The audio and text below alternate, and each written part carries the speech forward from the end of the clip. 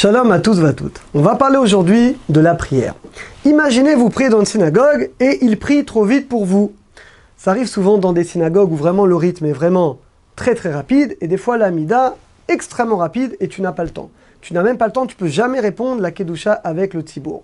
Ou alors que vous prenez votre temps, vous voulez comprendre l'amida, traduire chaque mot et que donc finalement vous n'arrivez pas. Est-ce qu'il y aurait une solution? Concrètement, est-ce qu'on peut permettre de commencer l'amida avant que la communauté commence? Comme ça, tranquillement, vous finissez en même temps que tout le monde et vous pouvez répondre comme ça à la kedusha. La source de cette halakha est dans la Gemara Brachot, page 28a. La Gemara dit que Asur Adam Lagdim Tfilato, les Tfilat Hatzibour. Un homme n'a pas le droit de faire précéder sa prière, on parle de l'amida, avant que la communauté ait commencé l'amida. Tu ne peux pas faire ta amida avant la communauté.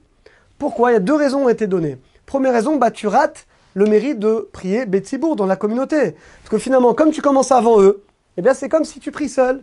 Alors on sait que Akadosh Baruch Hu écoute les prières grâce au mérite de la communauté. Que Hachem ne rejette jamais les prières d'une communauté. Et finalement, toi, tu te prives des mérites de la communauté en priant seul. Deuxième explication, il y en a qui disent que ce n'est pas respectueux envers le Tzibour. La communauté est prie. Et toi, avant, tu fais ta Amida. Donc finalement, tu n'es pas du tout avec la communauté. Donc c'est une sorte de mépris finalement de la communauté. Il y a quand même une exception qui est écrite dans le Shulchan Aruch. Cette Gemara, elle est codifiée dans le Shulchan Aruch. Donc on ne peut pas faire la prière, on ne peut pas faire la mida avant la communauté, sauf si Asha Overet, si l'heure passe. Ça peut arriver notamment quand il y a des bar mitzvot. Et des fois, c'est vraiment exagéré. Vous avez des fois des minyan qui commencent déjà tard, et en plus, ils vont chanter, païtanim, etc. C'est bien. Mais des fois, il y a un problème d'horaire. Vous savez qu'il y a l'horaire du schéma. Ça, à la limite, le schéma, tu peux le faire avant. Mais il y a également l'horaire de la tfila. Il y a un horaire pour les brachot du schéma, pour la mida. C'est la 4e heure. Vous regarderez dans le calendrier. Et il y a des fois où c'est tellement exagéré que tu vois qu'ils vont dépasser cet horaire. Alors là, dans ce cas-là, dit le Shulchan Aruch, là, tu es obligé de prier avant, parce que là, c'est un issour. On ne peut pas finalement prier après la 4e heure. Donc si tu vois que l'heure, ils vont rater l'heure de la tfila, là, dans ce cas-là, effectivement, tu dois prier tout seul. Maintenant, on parle de quelqu'un, il veut prendre son temps, il veut prendre son temps pour la Amida, il veut traduire les mots, il sait que c'est important d'avoir la kavana. Il y a deux kavanotes. D'abord, de comprendre les mots, au moins pour la première bracha, avot, ça c'est indispensable. Si on peut, vaut mieux comprendre toute l'Amida, évidemment d'avoir la conscience qu'on se tient devant le maître du monde. Et des fois, l'Amida est faite de manière tellement rapide, c'est impossible d'avoir ces kavanotes, ces pensées minimales. Dans ce cas-là, nous dit le Peri Hadash, qui est un grand commentaire du Shulchan Aruch, quand la Gemara dit qu'on n'a pas le droit de faire précéder l'amida de la communauté, on parle de faire précéder la majorité de l'amida. Mais si toi tu commences un petit peu avant, 2-3 brachot avant, ça veut dire, pendant que la communauté, ils sont à la fin du schéma, ils sont dans Emet, Ve'atzi, Venachon, toi, tu commences l'amida. C'est-à-dire que tu calcules qu'en gros, tu seras dans soit Magan Avram, soit Mechemetim, soit Kel Akadosh. Tu seras maximum 3 brachot seul. Et après, il commence avec toi. Ça, dans ce cas-là, dit le Peri Hadash, on a le droit. Ça ne s'appelle pas que tu as fait précéder. Pourquoi? Parce que la majorité de ta Amida, elle est avec le Tzibour. On sait, il y a 18 brachot. Alors d'accord, on peut te permettre d'avancer 2-3 brachot.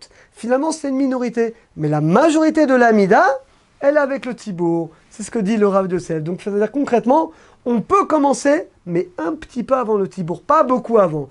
Un petit peu avant, pour que tu puisses faire 2 ou 3 brachot au moment où la communauté va commencer. Ça, dans ce cas-là, tu as le droit. Mais il faut savoir que sinon, on n'est pas obligé de faire ça. Tu peux commencer ta mida avec tout le monde, et c'est pas grave si tu finis en retard. Le Rabbeinu Avram, le fils du Rambam, il écrit que c'est un grand problème de se dépêcher. Des fois, la personne, elle prend son temps, elle entend la chazara, et vite, elle se dépêche. Et le problème, quand on se dépêche, on avale des mots, on va mal prononcer, on va pas avoir la kavana. Alors c'est pas grave, il faut savoir qu'au sek be mitzvah, patour mina mitzvah. Toi, t'occupes maintenant en train de faire une mitzvah. Donc tu es dispensé de répondre à l'akdoucha. En plus, l'akdoucha, tu peux très bien t'arrêter. Et tu te demandes au chazan qui pense à t'acquitter, tu écoutes le chazan. Et Shomea qui est dans ce cas, tu peux t'acquitter de la kedusha, même en écoutant le chazan. Ça concrètement, donc il n'y a pas de nécessité de faire comme on a dit. On peut le faire, mais c'est pas obligé. Tu prends ton temps et c'est pas grave. Il vaut mieux faire une amida doucement, avec concentration, même si tu réponds pas à l'akdusha ou tu réponds pas au modim, plutôt que de vouloir bâcler l'amida pour soi-disant répondre à l'akdusha et au modim. Donc on résume ce qu'on a vu aujourd'hui. On a vu aujourd'hui qu'on ne peut pas faire l'Amida avant le Tibour. Néanmoins, dit le Rav Yosef, c'est la majorité de l'Amida. Mais tu peux commencer 2-3 brachot avant.